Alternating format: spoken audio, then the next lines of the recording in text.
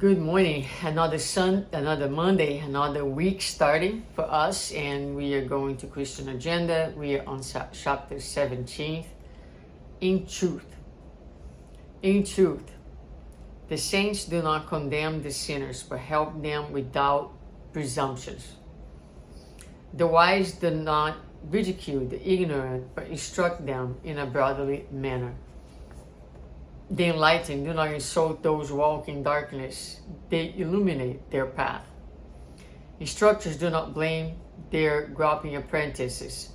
It is the insecure sheep which most needs the shepherd. In truth, the good do not persecute the bad, rather they assist them to better themselves.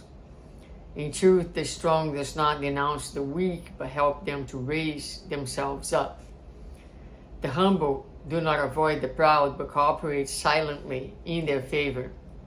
The sincere do not disturb others, but bring harmony to all. The unpretentious do not criticize the vain, but help them without ostentation whenever necessary. In truth, the Christian does not hate or hurt, he imitates Christ, serving the world.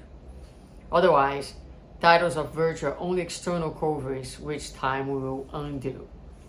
So this is a really beautiful lesson that calls our attention to what our true virtues are, in the sense that sometimes we have ideas about ourselves of progress, or perhaps virtues that we think we have acquired that are part of us, but sometimes it doesn't take much. It takes a person.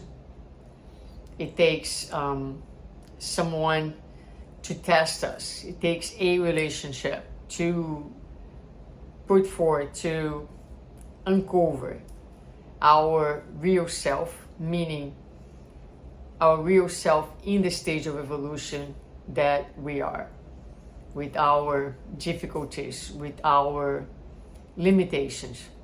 So the whole message says that in truth, when we have awareness, when we have the light, our role in life is never to push away someone.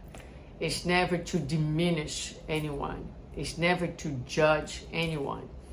But always to be curious, to seek empathy, and to work in favor of others.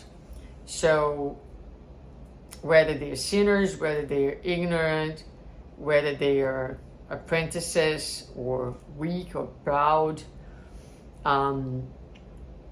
we are not in a mission of separation, of judgment, or diminishing anyone.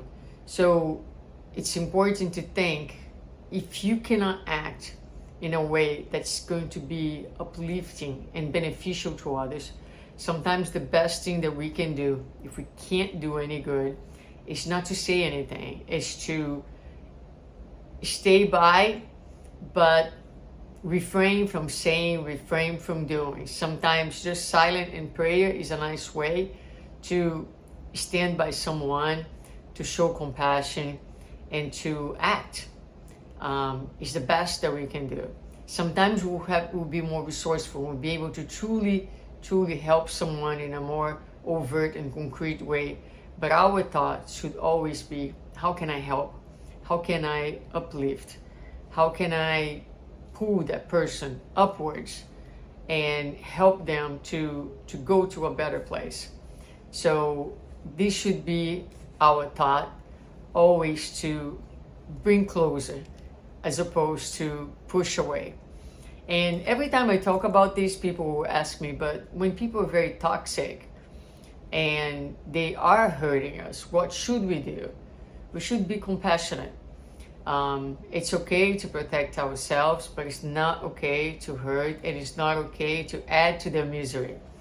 A lot of times, with our criticism, with our harshness, with our judgment, we add more suffering to someone who is already in a very miserable condition. So in truth, it is when we are dealing with someone who is very difficult and challenging, that we have the true measure of our virtues and how far have we walked when it comes to our own enlightenment. So relationships and difficult people are the best instrument to gauge exactly how much we have evolved.